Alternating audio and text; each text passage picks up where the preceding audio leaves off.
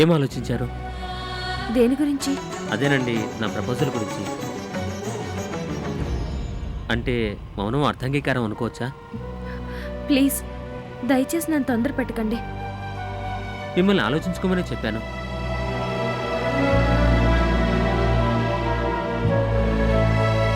కానీ మీరు చెప్పబోయే జవాబు ఎస్ అయినా నో అయినా అది స్పష్టంగా చెప్పండి.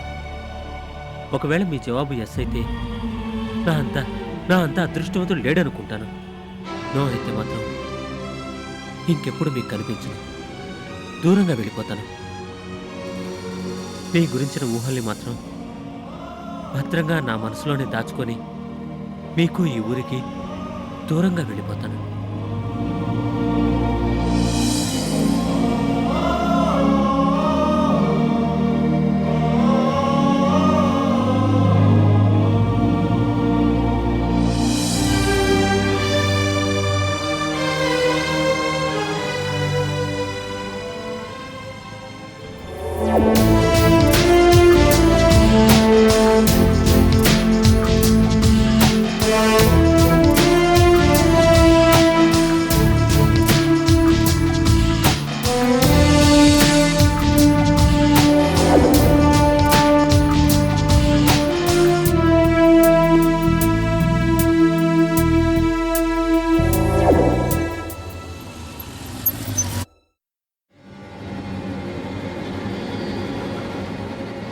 థ్యాంక్స్. లోపలికి రండి. ఇప్పుడు కాదు, మరోసారి తిరిగి వస్తాను. మ్, మాధవి గారు, నాకు ఈ ఊళ్ళోనే ఉండాలనుంది. మీరు పర్మిట్ చేస్తే.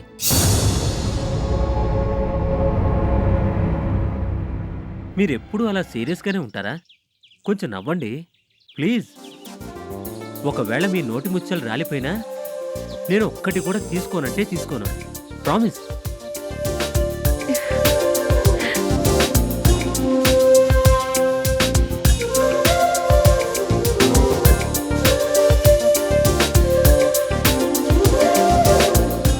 అది అలా నవ్వాలి. నవ్వితే మీరు బాగుంటారు. చాలా బాగుంటారు. చాలా చాలా చాలా బాగుంటారు. ఇది పొగడ్త కాదు, అభినందన. థ్యాంక్స్. ఉంటాను. బాయ్. బాయ్.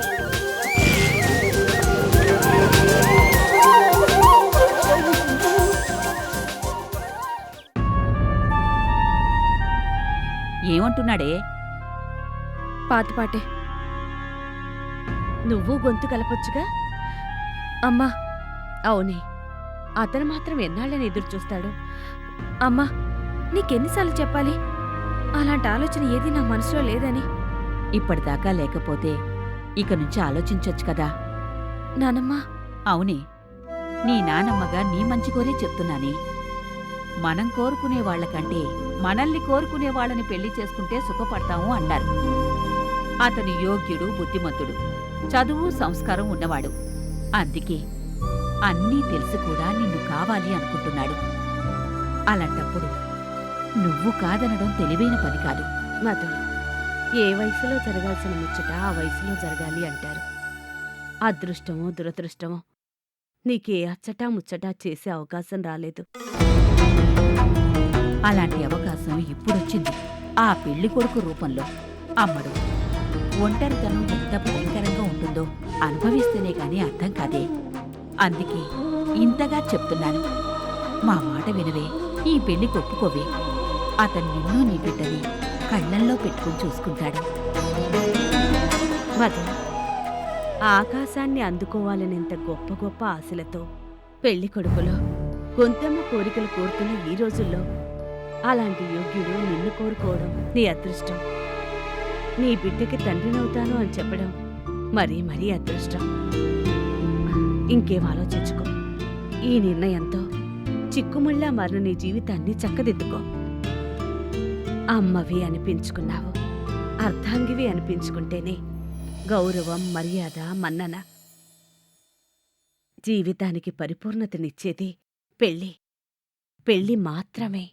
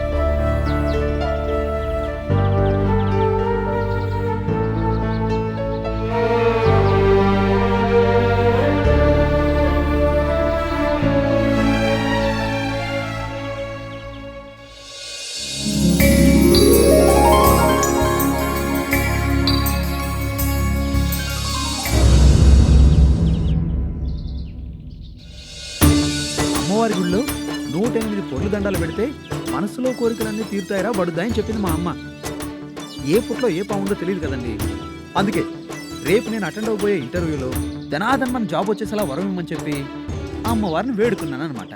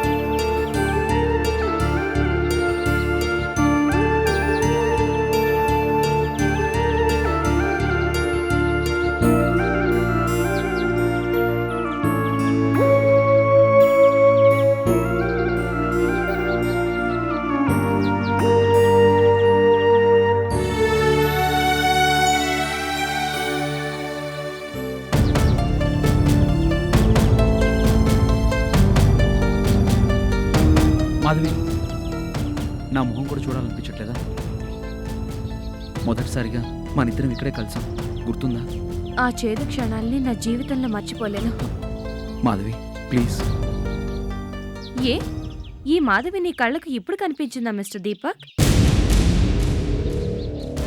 ఏంటి చాలా రోజుల తర్వాత మళ్ళీ గుడికొచ్చినట్టున్నా? అమ్మవారు గుర్తుకొచ్చిందా, లేక ఆ అమ్మాయిలు వచ్చే టైంకి పొర్లు దండాలు పెట్టడానికి వచ్చావా? మధు ప్లీజ్, నా స్థితిని చూసి కూడా నువ్వు ఇలా ఎగతాళిగా మాట్లాడడం న్యాయం కాదు. న్యాయం న్యాయం గురించి నువ్వు మాట్లాడుతున్నావా దీపక్? పవిత్రమైన ఈ అమ్మవారి సన్నిధిలో నాతో ప్రేమ నటించినప్పుడు ఏమైంది న్యాయం? కావాలని నన్ను దగా చేసి నీ అవసరం తీర్చుకుని నన్ను టిష్యూ పేపర్ కింద విసిరి పాడేసినప్పుడు ఏమైంది న్యాయం?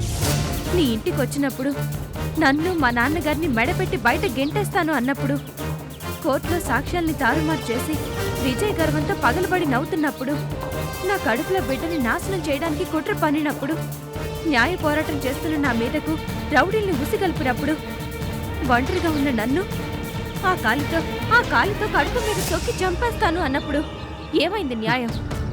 మధు, నువ్వు చెప్పిందంతా నిజమే. నేను తప్పులు కాదు, పాపాలే చేశాను, ఘోరాలే చేశాను. అందుకే ఈ స్థితికి చేరుకున్నాను. అందుకని ఇప్పుడు నీ మీద జాలి చూపించాలా? మిస్టర్ దీపక్, పాముకు పాలు పోస్తే కాటు వేస్తుంది అనేది ఎంత నిజమో, నీలాంటి వాడి మీద జాలి చూపిస్తే పాపం వస్తుంది అనేది కూడా అంతే నిజం. మధు షటప్! ఇంకొకసారి మధు అని పిలిచావంటే నేనేం చేస్తానో నాకే తెలీదు. మిస్టర్ దీపక్, ఇప్పుడు నీకు కాలు మాత్రమే పోయింది, కానీ నా మనసులో నీ రూపం ఏనాడో పూర్తిగా తుడిచిపెట్టుకుని పోయింది. నువ్వు చేసిన వంచనని, మోసాన్ని, ద్రోహాన్ని నా కంఠంలో ప్రాణం ఉండగా మర్చిపోను. Good bye.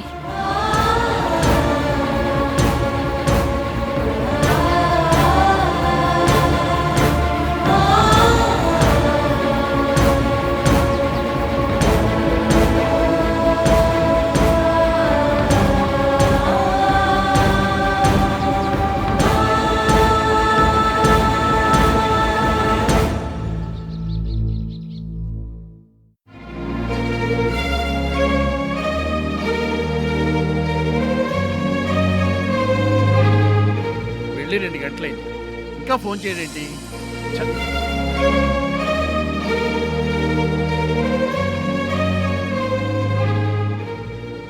ఎవరి ఫోన్ కోసం అండి? ఇందాకటి నుండి అంతలా ఎదురు చూస్తున్నారు. నా మొగుడు ఫోన్ గురించి చాలా ఒక పక్క నేను టెన్షన్తో చస్తుంటే. చెప్పు, నీ ఫోన్ కోసం టెన్షన్తో వెయిట్ చేస్తున్నాను. ఏమన్నాడు? ఏమంటాడు సార్, అక్షరాలా మీరు చెప్పమన్నట్టే చెప్పాను. ఆ స్పెషల్ ఆఫీసరు అన్ని కేసుల్ని మాఫీ చేయడానికి సుముఖంగానే ఉన్నాడు. కానీ ఇవ్వాల్సింది పెద్ద అమౌంట్ కదా, అందుకే మిమ్మల్ని డైరెక్ట్గా వచ్చి మాట్లాడమంటున్నాడు. ఇంకా ఏంటి మాట్లాడేది? వాడు అడిగినంత ఇస్తానన్నాడు కదా. మీకు తెలియందేముంది సార్, మనం ఎంత డబ్బు ఇచ్చినా స్పెషల్ ఆఫీసర్ కదా, ఈగో ఈగో ఉంటుంది.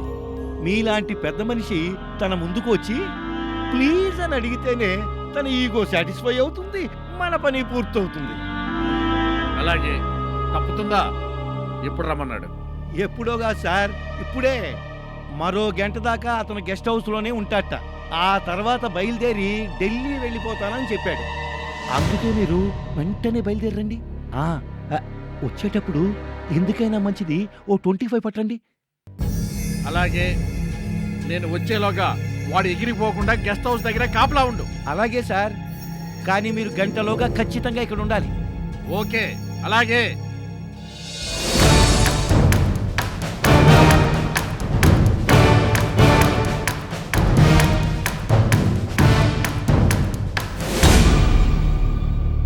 శోభా, డ్రైవర్ని కార్ రెడీ చేయమను. ఏమండి, మీ కార్ను దీపక్ ఏంటి, వాడు నా కార్ తీసుకెళ్ళాడా? అంటే వాడి కార్ని డ్రైవర్ సర్వీసింగ్ తీసుకెళ్ళాడు, అందుకని. అందుకని నా కార్ తీసుకెళ్ళాడా? ఎక్కడికి వెళ్ళాడు? మాట్లాడవే. తెలీదండి. ఇడియట్! ఏ కొప్పలు మునిగిపోయాయని నా కార్ తీసుకెళ్ళడానికి? కాళ్ళు విరిగిన రాజకీయాలు ఓడ పడినట్టుగా. ఎందుకండి మాటి మాటికి వాడిని తిట్టిపోస్తారు? తిట్టిపోయాక నెత్తిరెక్కించుకున్నా? వాటి వల్ల ఇవన్నీ అరిస్తాను. దొరక ఆ స్పెషల్ ఆఫీసర్ అపాయింట్మెంట్ దొరికితే సరిగ్గా ఇప్పుడే ఫోన్ చేయి. వెంటనే ఫోన్ చేసి రమ్మను. ఇందాక నుండి ట్రై చేస్తూనే ఉన్నానండి. వాడి మొబైల్ స్విచ్ ఆఫ్ లో ఉంది. అడుగుతాను మనం రాస్కల్. కార్ తీసుకెళ్ళి మొబైల్ కూడా స్విచ్ ఆఫ్ చేస్తే అసలు ఏమనుకుంటాడు వాడు? Hello sir, బయలుదేరారా? కార్ రెడీగా లేదు, రాగానే బయలుదేరుతాను. సరే సరే, కాస్త తొందరగా రండి. అలాగే. ఇప్పుడేం చేయను? అడిగేది నిన్నే. ఇప్పుడేం చేయను? బాగుంది. నా మీద అరుస్తారేంటి? నీ మీద కాక వీధిలోకి వెళ్ళి అరవనా? అసలు నువ్వు ఇచ్చిన అలసోళ్ళే కదా వాడు అలా యూజ్లెస్ ఫెలోగా తయారైంది. నా కారు తీసుకెళ్తుంటే గుట్లు అప్పగించి చూసే బదులు వద్దని చెప్పొచ్చు కదా. నేనేమైనా కలగన్నానా? వాడట్టు వెళ్ళగానే మీరు కూడా బయటికి వెళ్తారని? కళా కనొద్దు, ఇంకేం చేయొద్దు. ఎవరి దాన్ని వాళ్ళ ఇంట్లో ఉంటే చాలు. మై గాడ్, టైం అయిపోతుంది. ఇప్పుడు ఏం చేయాలి? మాట్లాడవే. బాగుంది. ఏదైనా ప్రాబ్లం వస్తే చాలు పెళ్ళాల మీద అరవటం తప్ప మీ మగాళ్ళకి ఇంకేం చేత కాదు. చెప్పు మరి, ఇప్పుడేం చేయను? చేయడానికే ఉంది. మొన్న నాకు సలహా ఇచ్చారుగా, దారి మధ్యలో కారు చెడిపోతే ఆ ఆటోలో వెళ్దామని. అంటే ఇప్పుడు నేను ఆటోలో వెళ్ళమంటావా? ఈ డిపి ఆటోలో వెళ్తే నలుగురు ఏమనుకుంటారో తెలుసా? జీరో అయిపోయాడు అనుకుంటారు. అంతా మటాష్ అయిపోయిందని నవ్వుకుంటారు. ఇది మరీ బాగుంది. ఇలాగంటే అలాగంటారు, అలాగంటే ఇలాగంటారు. ఈ తండ్రి కొడుకుల మధ్య నేను చచ్చిపోతున్నాను. టైం అయిపోతుంది. దరిద్రుడు ఎక్కడికి వెళ్ళాడో, ఏం చచ్చాడు?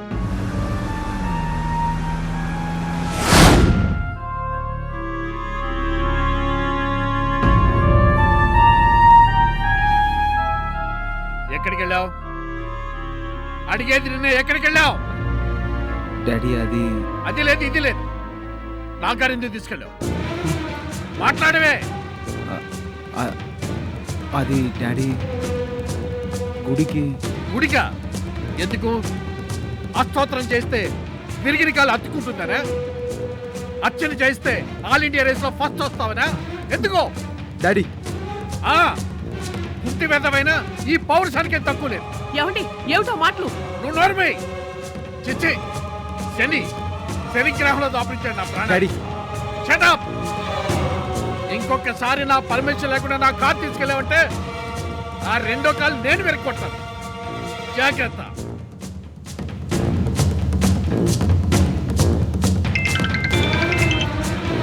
కారు ఇప్పుడే వచ్చింది, బయలుదేరుతున్నా. అవసరం లేదు సార్, స్పెషల్ ఆఫీసర్ గారి కారు ఇప్పుడే గెస్ట్ హౌస్ నుంచి బయలుదేరిపోయింది.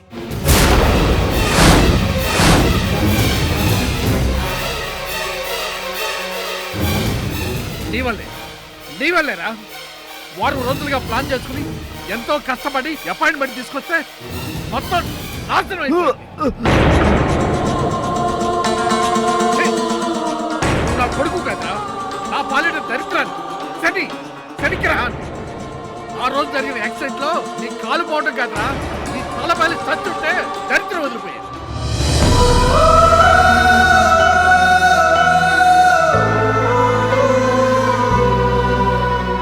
ఛీ, నీ గుడ్డి పట్టుకొచ్చాడా?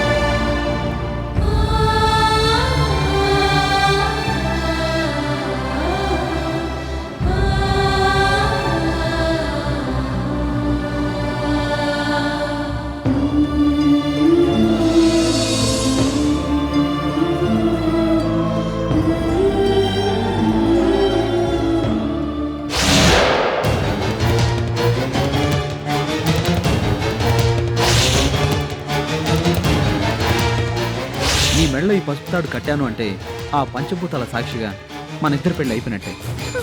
కానీ పెద్దవాళ్ళకి ఓ అదా, అయితే రేపే నేను మా ఊరెళ్ళి వస్తాను.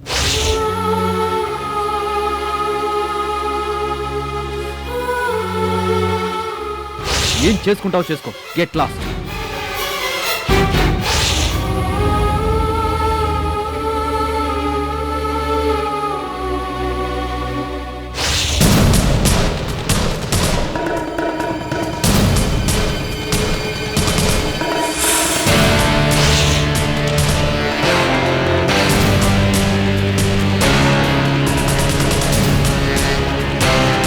Hey!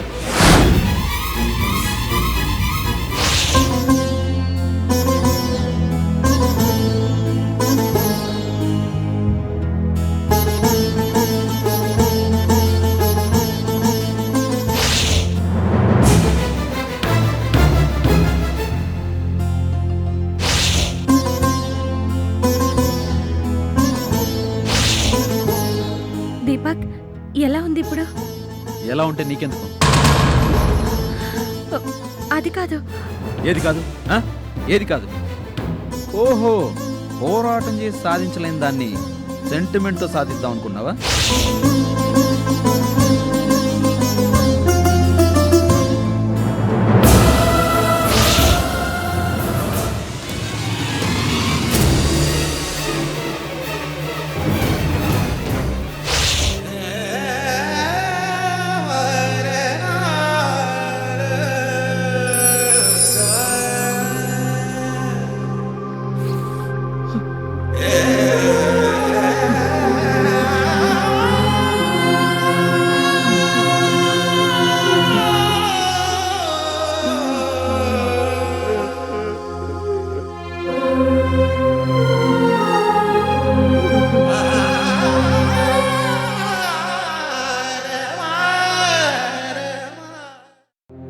ఏమండి ఏమండి ఏమండి లేవండి.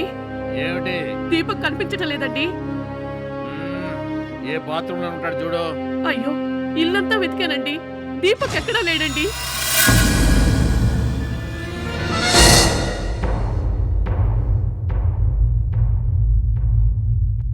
నమస్తే సార్, రండి సార్.